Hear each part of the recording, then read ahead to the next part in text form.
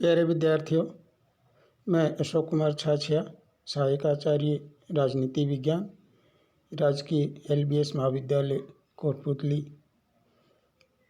बच्चों, जैसा कि आप सबको विदित है कि पूरे विश्व में अर्थात अपन में कोविड-19 की महामारी का दौर चल रहा है। ऐसे समय में हमारे प्रदेश यानी राजस्थान में भी यह स्थिति भयावह है। ऐसे समय में हमारी गवर्नमेंट ने आपके फ़ायदे के लिए या आपकी पढ़ाई का नुकसान ना हो, ई क्लासेस का मेथड अपनाया है कि बच्चों को ई क्लासेस से जोड़कर उनको घर घर तक यानी सभी को ये ई क्लासेस का आनंद लिया जाए। यानी इसको इंटरनेट से जोड़ते हुए आप पेपर तैयार करते हैं और हम उसको आप तक पहुंचाते हैं। तो आज का अपना विषय है BA पार्ट फर्स्ट का फर्स्ट पेपर यानी राजनीति विज्ञान के मूल आधार, जिसके अंतर्गत हम पढ़ेंगे राजनीति शास्त्र का आधुनिक दृष्टिकोण।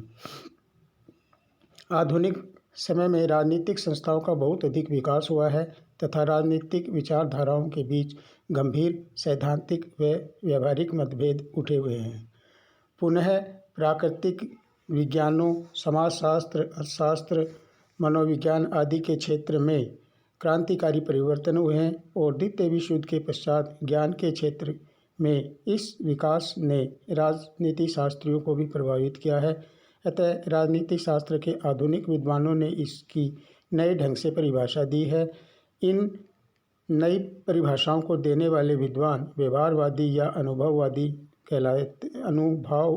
कहलाते हैं और इसमें अमेरिका के विचारकों को प्रमुख कहा जा सकता है।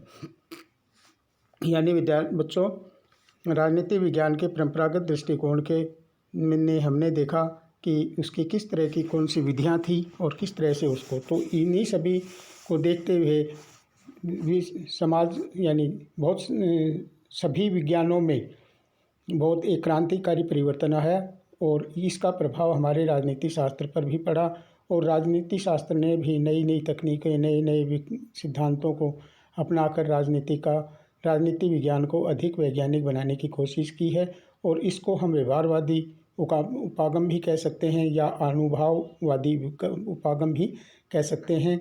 और इसमें अमेरिका के विद्वान ज़्यादा महत्वपूर्ण हैं बच्चों, वहाँ पर ही इसका ज़्यादा विकास हुआ और भारत में भी धीरे धीरे इसका विकास तेज़ी से बढ़ता हुआ है।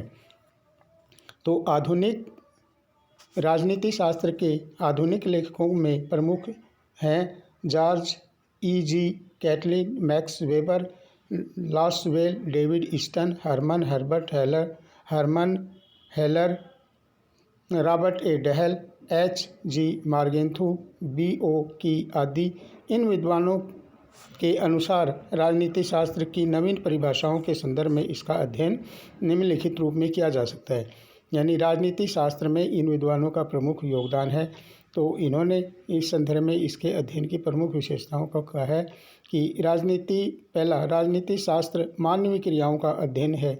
दूसरा है राजनीति शास्त्र शक्ति का अध्ययन है।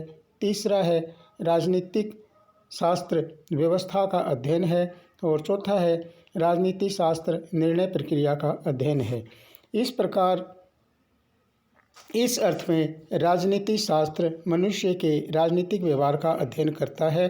कैटलिन ने कहा है कि राजनीति में शक्ति व नियंत्रण का वही स्थान है जो अर्थशास्त्र में मांग, पूर्ति और प्रतिस्पर्धी मूल्य का है। यानी राजनीति शास्त्र में जो शक्ति है उसका वही स्थान होता है, जैसा कि हम कहते हैं जैसा कि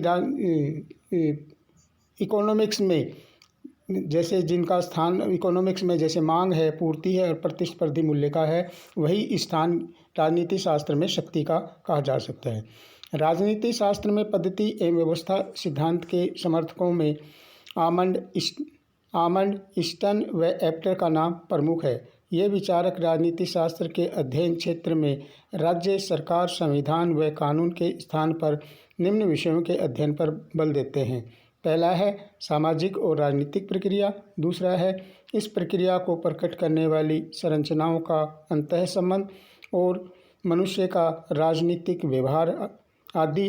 अंत में निर्णय निर्माण व निर्णय प्रक्रिया का अध्ययन करने वाला विज्ञान भी कुछ विचारक राजनीति शास्त्र को बताते हैं, क्योंकि राजनीति शास्त्र सरकार का अध्ययन है और सरकार के प्रमुख कार्य निर्णय निर्माण ही है। तो इस प्रकार से हम देखते हैं राजनीति शास्त्र में आधुनिक दृष्टिकोण के अनुसार उसमें बहुत सारी चीज़ों का महत्व आया है, यानी बहुत सारी चीज़ों का और जुड़ा हुआ है, जैसे निर्णय निर्माण प्रक्रिया। और निर्णय प्रक्रिया में हम देखते हैं राजनीति शास्त्र में राज्य एवं सरकार का अध्ययन किया जाता है, यानी सरकार का अध्ययन किया जाता है और सरकार ही नीति निर्माण अर्थात निर्णय निर्माण का माध्यम है। इस प्रकार से ये एक निर्णय निर्माण का भी माध्यम है। अर्थात कुल कह सकते हैं राजनीति विज्ञान का आधुनिक दृष्टिकोण राजनीति पुरानी परंपरावादी जैसे राज्य एवं सरकार जैसी संस्थाओं को वह महत्व देता था, उसके स्थान पर आधुनिक दृष्टिकोण में बहुत सारी चीज़ें जैसे शक्ति, सत्ता, व्यवस्था, ये सिद्धांत आदि जुड़ गए हैं। तो इसलिए राजनीति शास्त्र का अध्ययन बहुत ही व्यापक हो गया है, ऐसा आधुनिक दृष्टिकोण के विद्वानों का मानना है और इससे राजनीति शास्त्र का बहुत अधिक विकास हुआ है। तो बच्चों, आज का ये टॉपिक यही समाप्त होता है। नेक्स्ट कल हम पढ़ेंगे।